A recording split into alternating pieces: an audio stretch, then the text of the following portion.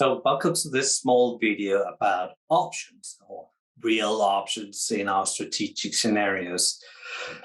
As mentioned before, look at the book. It has some great insights into the details of it. The options is very closely linked to our strategic scenarios. What are the options that we have? Sometimes you might say, well, I don't have that many options, but in reality, you do. You always have options. Working structured with them, however, is how you move from be reacting or reactive in your approach to business to be proactive or proacting. So you do things before to prepare you for the future. The options that you encounter might be good, they might be bad, they might be forced, but they're there. And if you don't prepare yourself for them, then they will be forcing decisions upon you instead of you making the decisions. But let's dig a little bit deeper into it. These options are used for reviewing your plans. You always have plans. You always make plans. If it's big plans, if it's small plans, this is a review which needs to happen. As the old army saying goes, any plan only lasts until the first encounter of the enemy. That's true in business as well. And therefore, you need to be able to change your plans. The options that we plan at sets the decisions beforehand, so you will be sure that you're moving in the right direction. It also sets the bar for when you do the course corrections. There are a number of types of options or real options that we use here. The more options that you map out, the more freedom and flexibility you will have in your business. It might sound a little bit counterintuitive that you structure things and then you get more freedom. But the reality is that the freedom that is not structured is not useful. So therefore, you need to put the options in. Options can be to increase activity, decrease activity, postpone activities, bring things forward, start activities at all, or stopping them. And activities is meant in the broadest sense possible. New businesses, projects, addressing specific customer segments, etc. The options theory comes from the financial theory, and the real options is variations of what you can learn in financial terms. And here we have a couple of terms that I'd like to address and would be relevant for you to understand.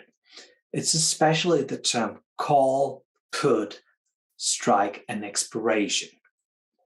The call or the call options is that you get an option or an opportunity, if you want, to buy something at a specific price at a certain time. This means that if the price of the asset, the stock, or etc. goes high, you will be having the option, the call option, to buy at a lower price. If you want to, you can immediately sell it at the high price and earn a profit. The put option is the other way around.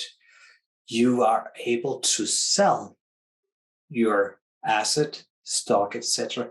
at a high price, even if the market is going down, and therefore sell the asset or sell the stock and buy it again at a lower price, instantly earning a profit. The real options or the real business variations of this is that we want to be able to do something at a certain time in the future.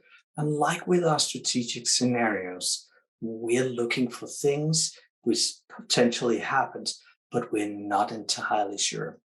So as mentioned in the figure next to me here, there's three options.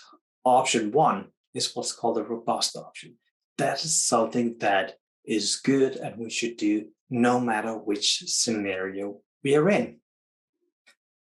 The call option is an option where we can start, speed up things, or do something if things happen. This is an option for if we are just in one of the scenarios. We don't have everything in place. And for the most part, it looks like we're not going to get to that point. But we make a call option. We do some things. We initiate things so we can do things in the future if that's the future we're looking into. The put options, on the other hand, is where things are looking quite well. We are most likely going to be doing these things and be having profit from doing these things. Therefore, we would be initiating things right now, but we want to have a handbrake. We want to have a way out, and we plan for that. If we are in scenario C, we will slow, stop, or postpone things. Think of the hotel reservation where you have a cancellation clause. That's a classic put option.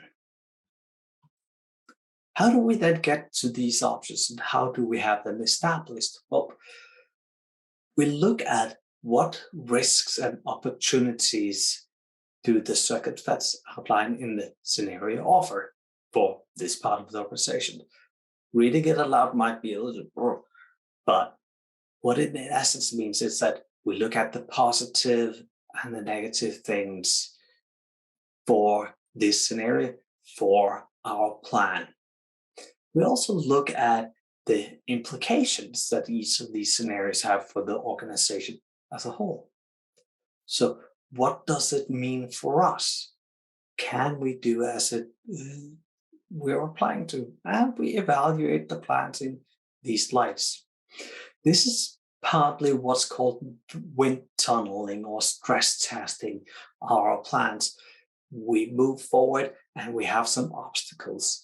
We see what can go wrong, what can change, kind of like we talked about inflection points in a different video.